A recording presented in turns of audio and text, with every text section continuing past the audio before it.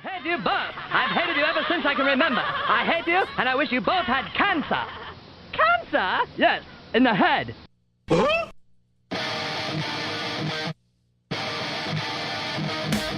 I'm as mad as hell, and I'm not going to take this anymore.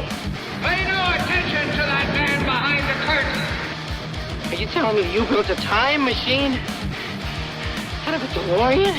This is the Stupid Answer Show. Uh-oh. Sounds like somebody's got a case of the Mondays.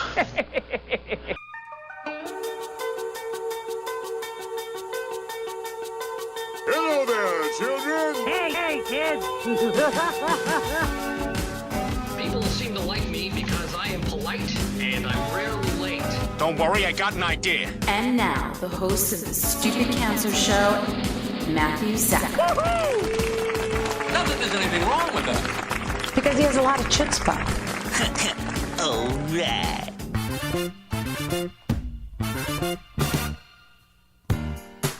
Hello and welcome to episode 392 of the Stupid Cancer Show, the voice of young adult cancer. I'm your host, Matthew Zachary, a proud 20-year young adult brain cancer survivor, coming to you from the Chemo Deck, our fabulous studio in downtown Manhattan. Broadcasting since 2007, the Stupid Cancer Show is a production of Stupid Cancer, the largest charity comprehensively addressing young adult cancer. Online at stupidcancer.org.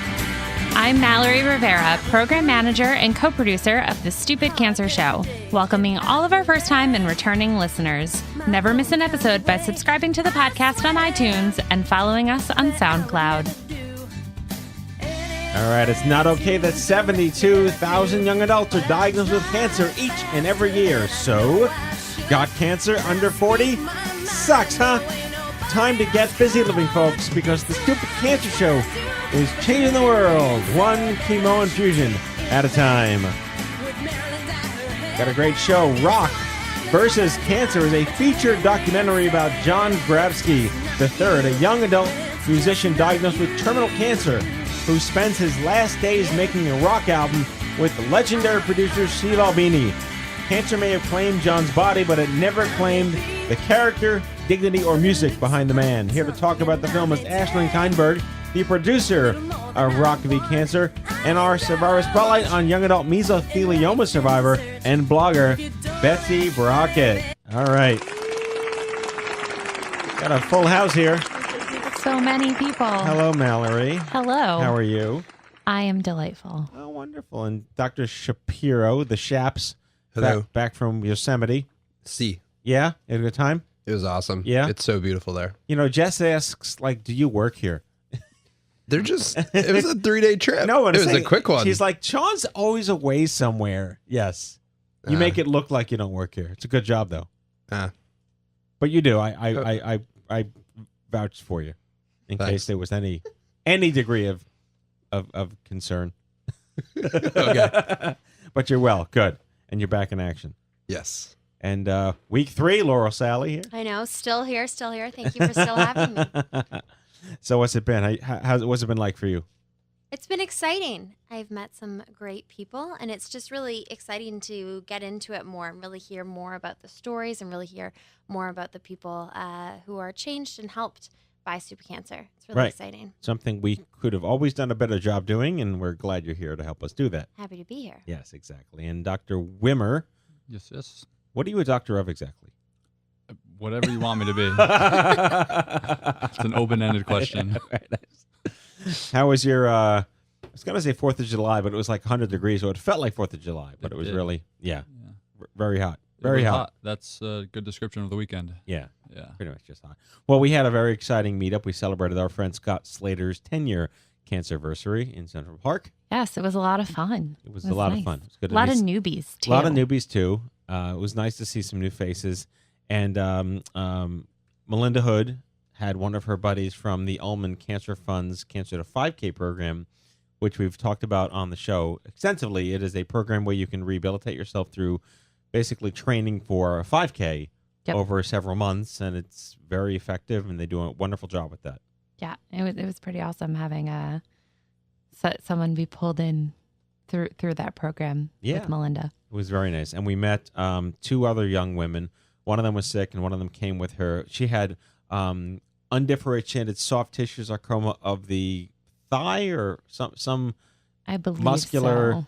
And she was diagnosed this year. I'm sorry, last year. Last fall. But they were telling me that the hamstrings. Yeah, yes. she finished her treatment, and in celebration, they went hatchet throwing. Yes. Only in New Jersey. What a great anger management strategy. Hatchet throwing. What's on the other end? What are you throwing the hatchet at? I'm not sure, but apparently it's also BYOB, which just seems like the most dangerous thing in the world. Bring your own beverages and throw some hatchets. Concealed carry, also in Jersey. Jersey, man. Everything is legal in New Jersey. Exactly. Wow. Yeah. So it was really good. I had a good weekend. My kids were hot. It's disgusting. They're at that age where they start to stink. They lose the baby smell at about 5.5, 6 years old. And then it's, oh God, what did you walk into? Then it's, why are you not in the bath every hour of every day? Anyway, it's exciting. And good stuff. Yeah, it was fun. Good times. Okay, Mal, let's get our first guest on the line. Betsy Brockett lives in Pittsburgh, Pennsylvania. She was diagnosed with mesothelioma in 2014. She currently works as a writer and photographer, freelancing and publishing content on her blog, Cured Life. Certainly an interesting name. Please welcome to the Stupid Cancer Show, Betsy Brockett. Betsy. Hello. Wow, so much in that bio I have questions about. Bring it on. Yeah. So mesothelioma, out of the gate, stigma, right? Yes. Lawyer commercials, infomercials, all sorts of, do you have mesothelioma? Just nonstop radio ads, right? Exactly. Yeah. Debunk that for us. What is it? How did you get it? What does it really mean? Well, there's several different varieties of mesothelioma, and the one that affects your lungs is most closely tied with asbestos, but the kind I had affects the linings of the organs in your abdomen, and they don't really have a definitive link to asbestos. I certainly can't pinpoint any exposure that I've had in my lifetime, so at this point it's just kind of unknown where it came from. So there is no ties to asbestos. I will not be getting a lump settlement, sadly. That should have been your blog, no lump settlement. Or where's my lump settlement? Should have been your blog. Exactly. I know, right? So how exactly is that diagnosed? Well, it all happened totally by happenstance. I just woke up with pain in my abdomen or, womanly parts one night, and I felt fine the next day, but that day happened to be my annual gynecological exam. So I mentioned the pain, and my doctor and I had been working to kind of figure out why I wasn't able to get pregnant. I had been struggling for a few years, so he took that random night of intense pain as kind of a red flag and sent me across town to get an ultrasound, where they discovered that one of my ovaries was the size of a grapefruit, inexplicably. So that's kind of how it all started. Then, a laparoscopic surgery happened to take biopsies, and eventually these strange, completely out of the blue diagnosis of mesothelioma came. So did they initially maybe think it was a cyst or something and waited? It sounds like it could have been anything and you had to wait? Yeah, there was definitely about a 2 to 3 week waiting period. They thought it might have been a cyst, which I had had in the past. I had a cyst rupture, but they really kind of made it seem like cancer was the last thing that it could have been. But I guess that's how it happens. They never really expect that. No, I agree. I mean, it's hitting home for me a little bit personally because my wife had a dermoid cyst taken out of her after intense abdominal pain that came out of nowhere, and it was the size of a grapefruit. And thank God it wasn't cancer, but it was terrifying. So I can personally relate to that crazy window of what the hell's going to happen next. Right. Yeah, it's not a fun place to be. No. What were you doing at the time? I was working, I was doing digital marketing, and I was commuting about an hour each way into downtown Pittsburgh. I live a little bit northeast of the city. And I wasn't really crazy about my job, so I wasn't too sad to see it go and to quit. But yeah, I was kind of in a not the best place in my life, career-wise or personal-wise. So, the cancer diagnosis just just kind of blew it all to shreds anyways. So that is a young adult issue where you are not 80 and not retired, and you have a life ahead of you, and here you are giving up your career. Right. Yeah, well, I didn't really have any semblance of a career that I was happy about at that point. So, yeah, I mean, I think becoming a cancer patient was the easy part because it gave me a job that I knew how to do and what to focus on. But it was after all the treatments, in recovery that I was, plunged back into reality, into real life, and had to figure out what I was going to do with myself. I didn't really have a job to return to that I loved. So it got a lot more complicated the farther along I went through it all. So what is treatment for mesothelioma when you're not 80 with asbestos? Well, I had it's called a debulking surgery, where they opened up my abdominal cavity and removed my ovary and fallopian tube and scraped the linings of all the other organs. And the pathology based on that surgery indicated that there may be more of the disease than they first thought. So I then went on to 4 courses of systemic chemo. And that all happened in the summer and fall of 2014. So what is in Pittsburgh? In Pittsburgh is besides the Steeltown stuff, but where is there any young adult support? Did you even know that there could be another young person with anything for you to exist with? No, I mean, the only thing that it really has, which was another, case of happenstance, is the University of Pittsburgh Medical Center, which does have a mesothelioma-focused team.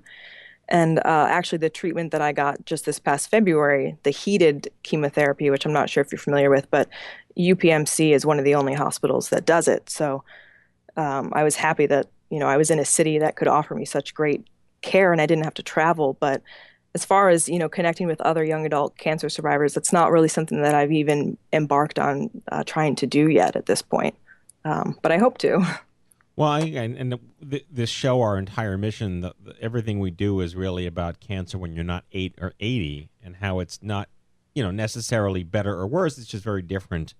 And right. This is certainly in alignment with that mission that we serve. Can you talk more about how you coped with facing mortality and not having certainty, and what were your anchors, and you're obviously publishing and writing and expressing yourself today, but where was that role for you during the kind of the oh shit months?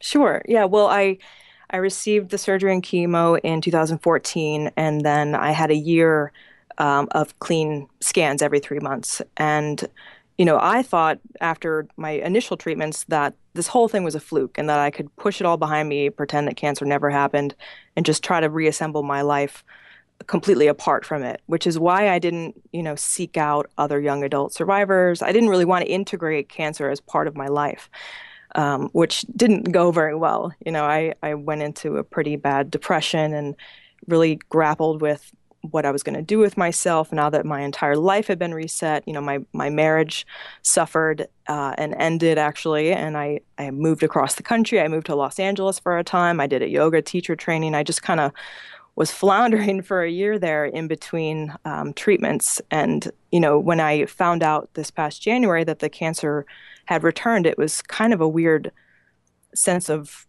relief that I was going to go back into this role as a patient, which I knew very well. It's a job I know how to do very well. But it was also a turning point that, when I get on the other side of this round of treatment, I'm going to do things a lot differently. Hence the name of my blog, Cured Life. I realize the irony there that I have a disease that I may never really be able to consider myself cured of, but I can cure my life of a lot of the things that I had done wrong, throughout my 20s. We also talk about how you could be vegan and a marathon runner and live what we as humans consider to be a healthy, balanced life and still get cancer. You are right in that category. Yeah. Well, I'm only very recently, trying to empower myself through the way I'm eating and living. I've transitioned to a plant-based diet, which is not something I had done before. But, doing things like that just makes me feel like I'm at least a little bit more in control, at least of how good I can feel on a daily basis. I don't have any misconceptions that I'm going to be able to prevent it from ever coming back, but I wake up every day feeling great and knowing that I'm taking the best care of myself, which I wasn't doing before. So it's one way that I can feel better on a daily basis. Can we blame Cold Stone Creamery for that, perhaps?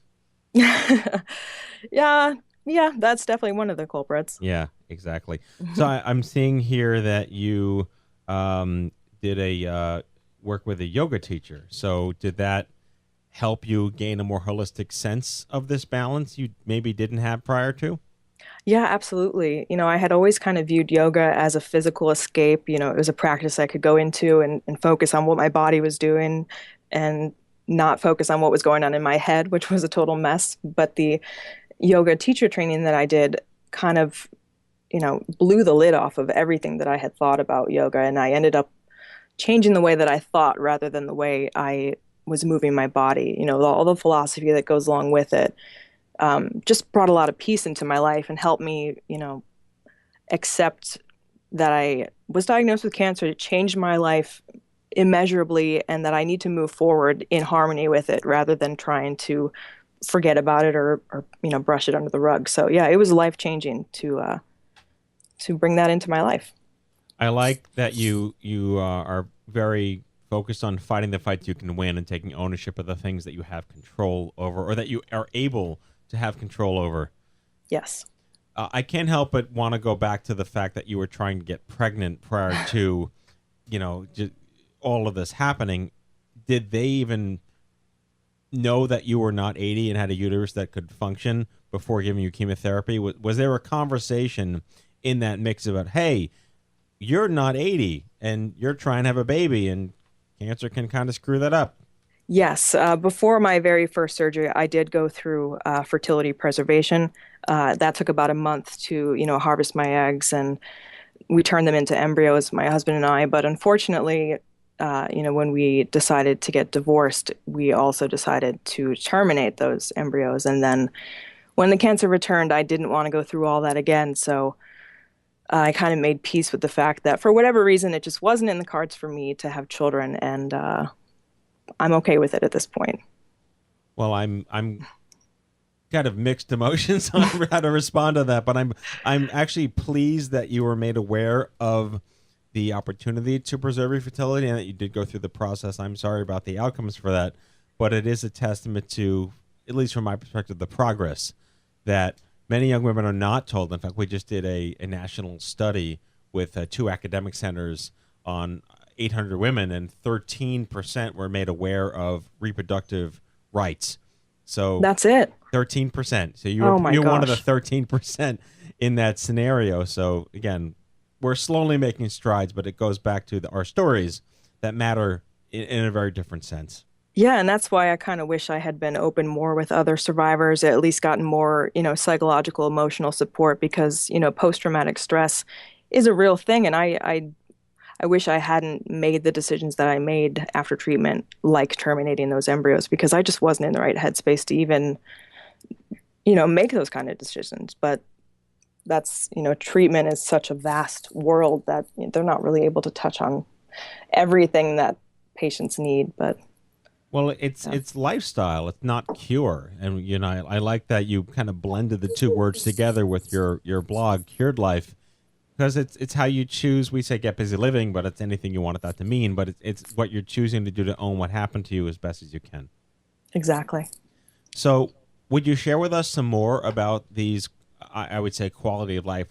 This academics say survivorship. What are you facing now? Because you're writing very powerful pieces, and you're out there with your story. What's important to you now? Well, what's important to me is living a more kind of quiet, simple life. I, focus on the relationships with my family and with my significant others, and I just try to focus on the things that make me happy, like writing and making art. And I have a giant garden, and I love to cook. And just kind of getting back to the basics and eliminating all that noise from the outside world that, wasn't doing me any favors in terms of the direction I was going. So that's kind of where I'm at today. I'm in reading some of your posts, it's interesting to have your personal life experience transfer onto just global sentiments and how the perspective of having gone through this as a younger person really sheds light on perception and perspective. Yeah, I mean, I recognize it has to be very difficult for anyone in the past couple of weeks to comment on what's happening in the world, and it certainly has been difficult for me to put it into words. But I did feel a sort of parallel with, the experiences I've gone through over the last 2 years and how it's opened my eyes. And, I felt sort of successful in what I was able to say, and I've gotten some good feedback on it. So I just implore everyone to, explore those feelings and trying to wrap their head around what's happening and what they can do better today, with everything being the mess that it is. I mean, it's almost like the tags on your posts could be a poem by themselves. Oh, well, thank you. Abdominal surgery, mesothelioma, meso warrior, plant powered, women's health. These are words that wouldn't normally go together in the same tagging. You've done some really incredible. You made some great choices with your story and how you tell it. I kind of feel really bad that you didn't have the resources and support of a young adult cancer community out there. Now that you know there is one, how can we help you, and how can we help you make sure that the next you doesn't have that same degree of isolation? Oh my gosh. Well, I think, you have to be open to it. Nothing could have been done differently. I think in the past, I was so stubborn about not wanting to get involved with this sort of thing. But, I think when people are ready to join a community like what you all are offering, you just have to embrace them like you all have done with me, and, spread that light to others. And when they're ready, hopefully they'll get involved and get the help that they need. So your one of your recent posts is called Menopause at 30. And we have, obviously, our community is full of women that are in menopause under the age of 40 because of cancer. Mm-hmm. What can you tell us more about your conversations with other people that are outside the bubble? How do you disclose that? How is that discussed? There's so many different ways out there to therapize it internally, but you're going to invariably have it pop out at some point that you don't want it to, and it gives you a label, and it's awkward. Yeah, I mean, I don't know. I'm kind of an open book where I will just let anybody know anything about me at any time, regardless of how well I know them. And I don't really have much shame. So I guess, that kind of explains that. But, the symptoms that I have are visually apparent at times. I will redden from the hot flashes and start sweating. So it's noticeable. It's not something I can really hide. But, it's something that my mom and I can bond over because we're sort of in the same place now, weirdly enough. So I just try to, embrace it with, a sense of humor as best as I can. And hiding it doesn't make me feel any better. So as open I can be, I think the better it can be. I'd like to read a quick excerpt from your piece, from that piece, Menopause at 30. You Okay. wrote, despite the struggles I go through regarding my hysterectomy and menopause, they do not rule my life. I won't allow it. There is much life to be lived and much to be happy about. As more time passes, I find the moments of despair becoming fewer and farther apart because of what I've sacrificed. I'm able to be healthy yet again, and I have been granted the freedom to pursue my goals and dreams. That is poetry. That's amazing. To have that courage and to be able to put those words together, having gone through this. You're wonderful. You're incredible. And well, thank you so much. We need to start like a Pittsburgh something now. Absolutely. I'll head it up. Yeah, sure. Yeah, absolutely. I don't know if you're interested. We're having a conference in New York City on September 17th, Saturday. It's our regional convention, about 150, 200 young adults. You're welcome to hop on out to New York for the weekend. We'd love to meet you and see you. And open invite. That sounds fantastic. I will put it on my calendar for sure. All right. Betsy Brockett from Pittsburgh, PA, diagnosed with mesothelioma in 2014. She is a rock star blogging at curedlife.com. Betsy, thank you so much for joining us. And thank you.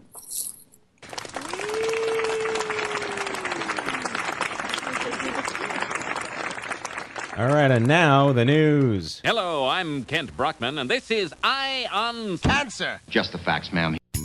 Head on over to events.stupidcancer.org. That's events.stupidcancer.org. Sign up for meetup alerts and never miss a meetup again. If you'd like to learn more about hosting your own Stupid Cancer meetup, visit stupidcancer.org/meetup. All right, there are events happening in Denver and Las Vegas. No one should face cancer alone because isolation sucks. Now you can get instant anonymous peer support on your mobile device with Instapeer, our free mobile app for iOS and Android devices. Create your account and privately message with fellow patients, survivors, and caregivers just like you who've been there and walked in your shoes. Join our online mobile community of thousands right now. Visit instapeer.org.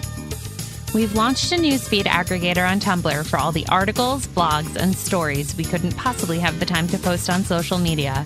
Check out what we're reading 24/7 and don't miss a beat. Subscribe at stupidcancer.org/feed. If you've not yet checked out the Stupid Cancer community forums, you're missing out. Join thousands of your peers in a safe and meaningful online environment to get connected, swap stories, learn from one another, and foster the young adult cancer conversation.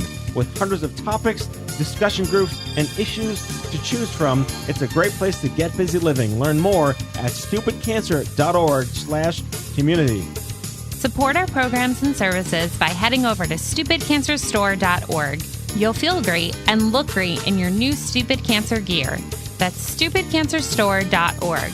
Be proud, wear Stupid Cancer. And that is your Stupid Cancer news. All right, our main segment here, Ashland Kinberg is primarily a voiceover artist, having worked with such clients as Wells Fargo, Google, and Fiat. She studied musical theater at the University of the Arts in Philly. Earning her BFA after graduating in 2011, she moved to Los Angeles, where she met her husband. Ashlyn is the producer of the upcoming documentary Rock v.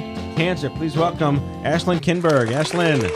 Hi, thank you so much for having me. No, very excited. There's such a, I've been doing this for 10 years. I'm a 20-year survivor. There's what fascinates, and I'm a musician, so what fascinates me the most is how the arts and pop culture are bringing to light the stories of our community in a way that they really haven't been able to do before, let alone get the attention that they deserve and make a difference to people in changing perspectives and raising awareness.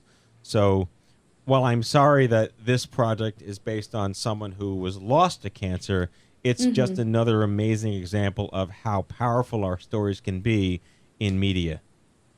I agree, yes.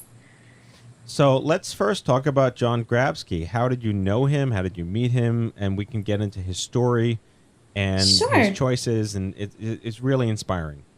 So my husband, Jacob, he is a really big fan of the Mark Maron podcast and also a really big fan of Steve Albini, who, if you don't know, is a record engineer, producer out of Chicago and has worked with really big bands, one such band being Nirvana. So my husband was listening to Mark Maron's podcast in which he was interviewing Steve Albini, and Mark asked Steve, what are some of the most influential things you've worked on, or things that have influenced you the most, or that you've really been jazzed about working on?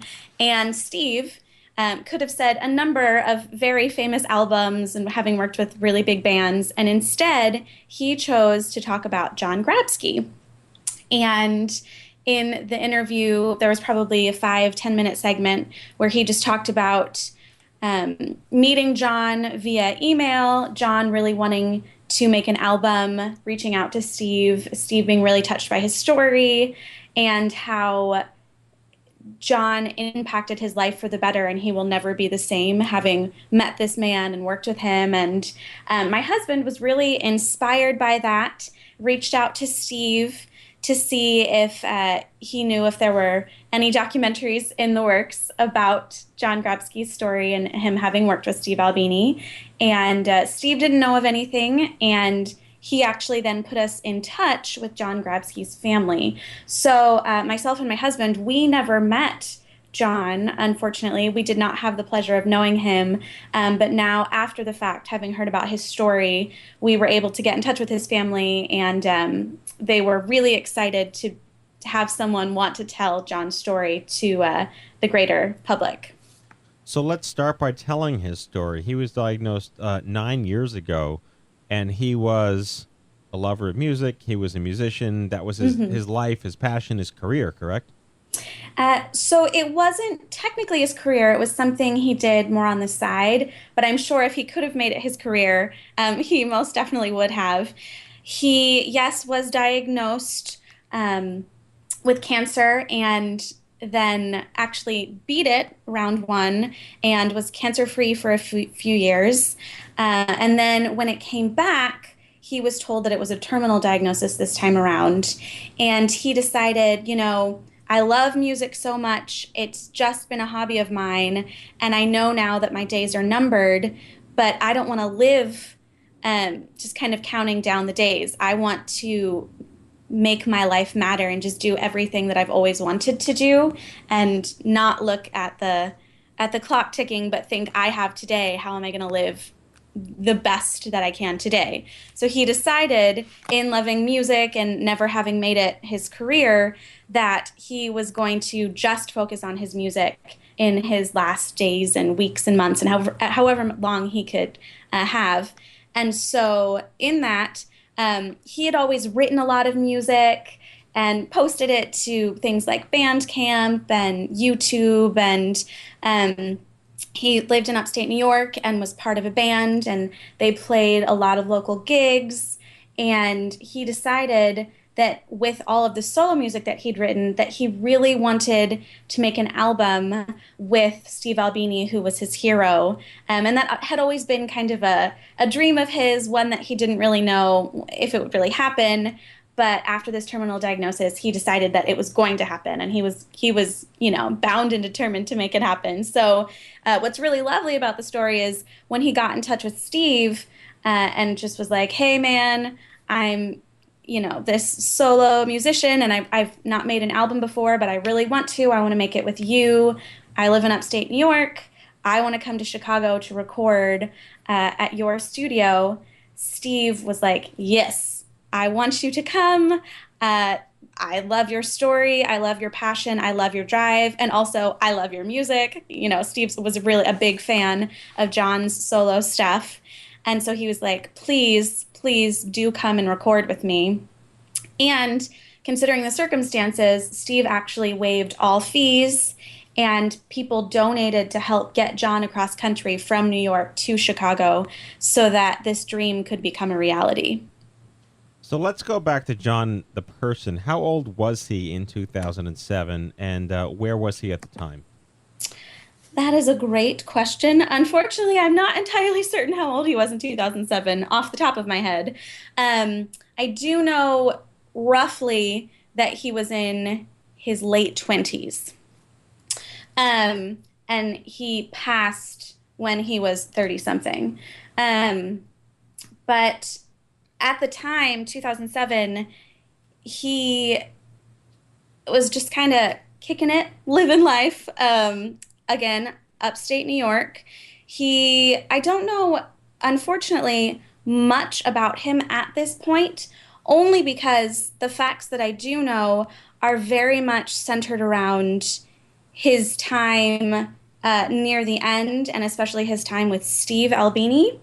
And right now, we are in the funding process to fund our film Rock vs. Cancer, which would tell John's story more in depth.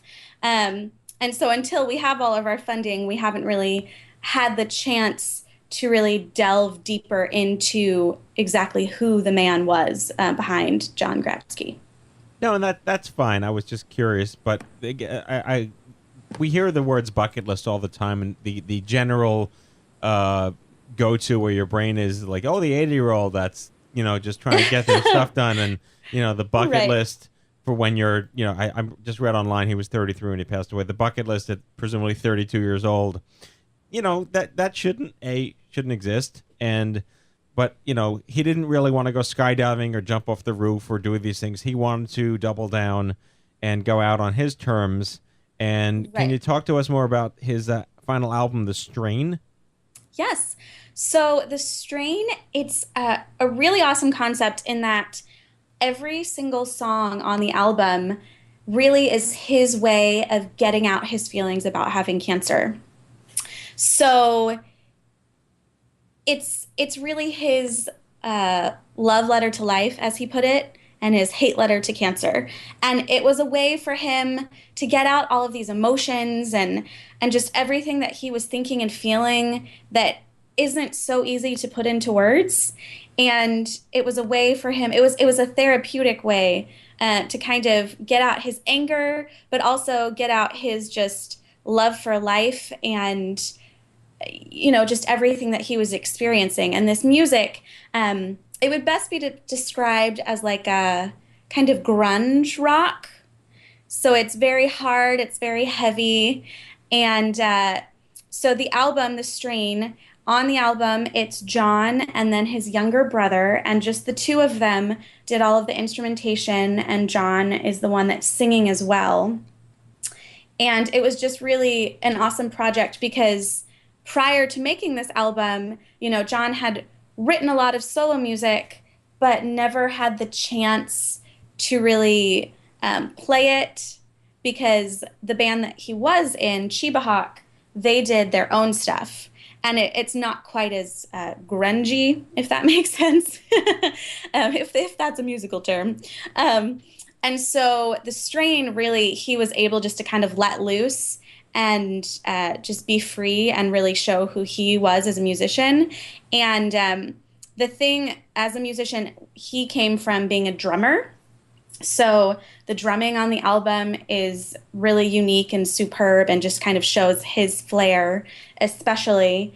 And if any listeners would be interested, it is available on Bandcamp.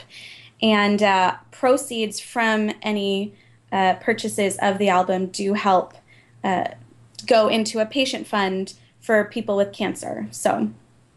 Well, again, it speaks so much to how our stories can really live on in the medium of pop culture. And I say pop culture where this is a documentary film, but it's not a cancer, someone's dying, here's your Sally Field starvation pets, infomercial.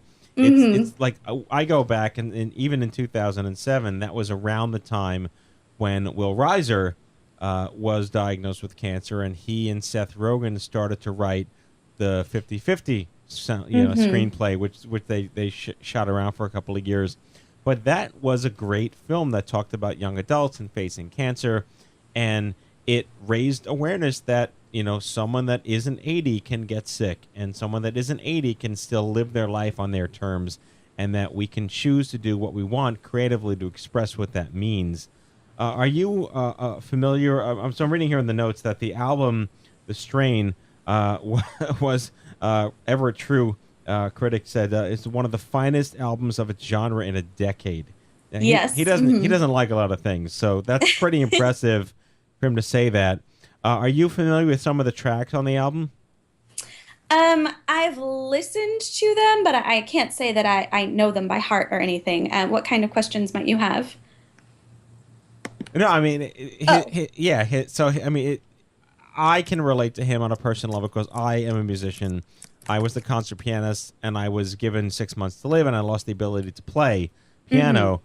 So I managed to rebuild my life, and not knowing if I would live or not, just started to play again, and I wrote music that was very different than the music that I was trained to compose because I had new stories to tell and new life experiences to tell. I'm curious to understand, this may not be an answerable question here on the show right now, but, how did his creative path change between 2007 and 2011? And looking at the albums and the music he wrote or performed or composed prior to, what kind of story does that tell? Well, from what I know about him musically, he always was kind of into the harder rock from a very young age. Like I said, Steve Albini loved him even prior to 2007, and a lot of the bands that Steve recorded with, and even Steve Albini, the bands that he had been a part of, they kind of all influenced John's musicianship and the music that he wrote.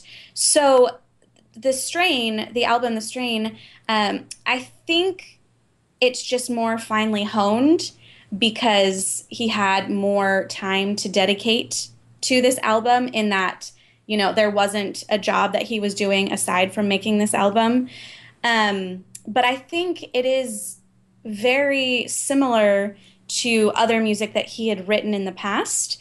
But I do think that it has more of a maturity to it, content-wise, just because where he was emotionally and mentally at the time, especially the lyrics and things like that, there was just more to take from when writing the songs, if that makes sense. So the film is called Rock v. Cancer. We're speaking with Ashlyn Kinberg.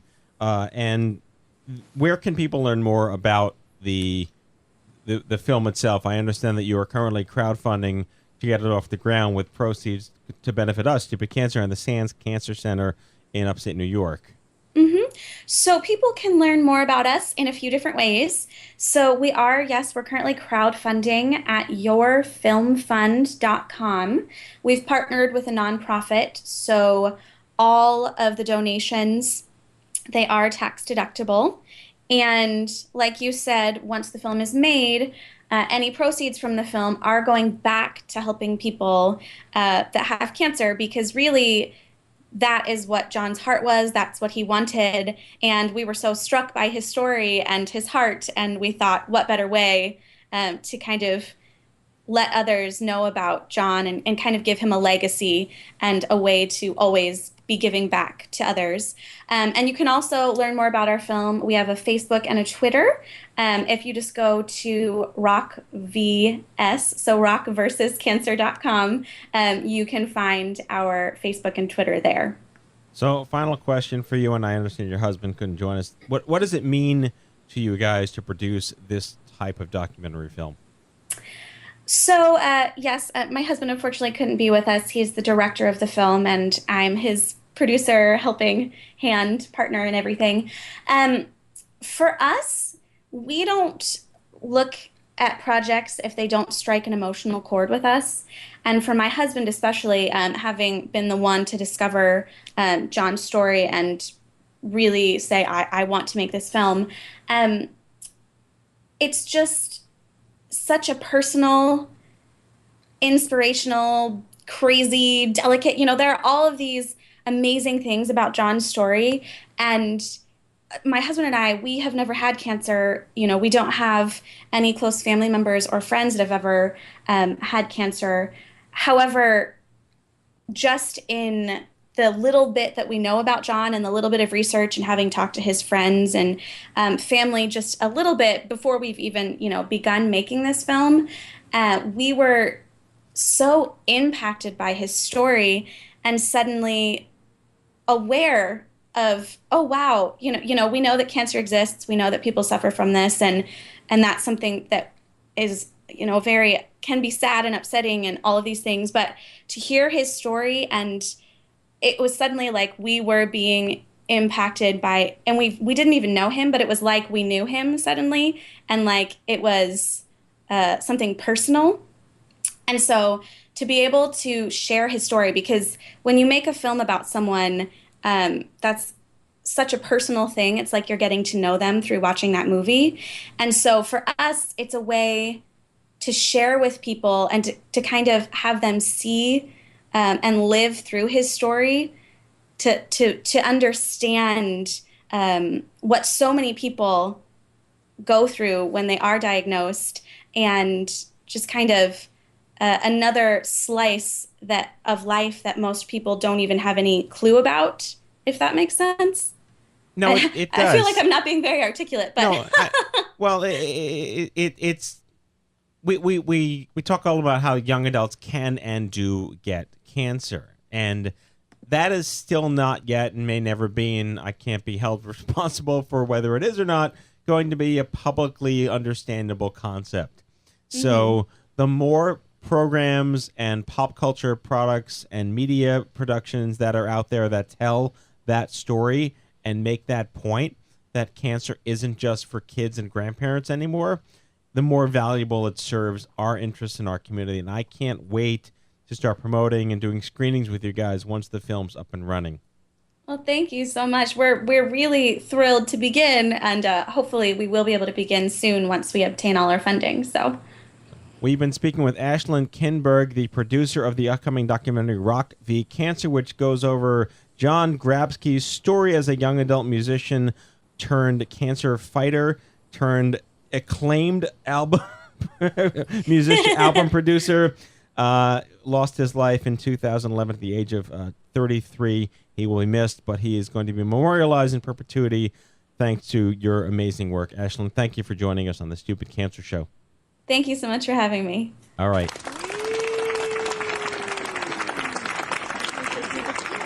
All righty. That's our show. Now it's time for our closing sequence. Prepare to activate. I hear there's rumors on the internets. You ever seen a grown man naked? And so, to all of you, a fond farewell. Hooray! I'm helping. You are a meathead. Oh, Magoo, you've done it again. That was so terrible, I think you gave me cancer. Okay, folks, that's our show, the 392nd episode of The Stupid Cancer Show. Never miss an episode by subscribing to the podcast on iTunes and following us on SoundCloud.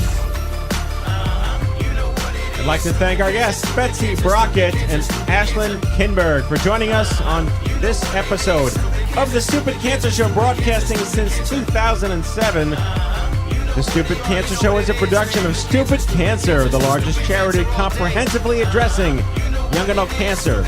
Online at stupidcancer.org. Coming to you from the Chemo Deck in New York City on behalf of my team here at The Stupid Cancer Show. We hope you had as much fun as we did poking a stick at Stupid Cancer. Thanks for listening, and we'll see you right back here on the next exciting podcast of The Stupid Cancer Show. Goodbye, folks.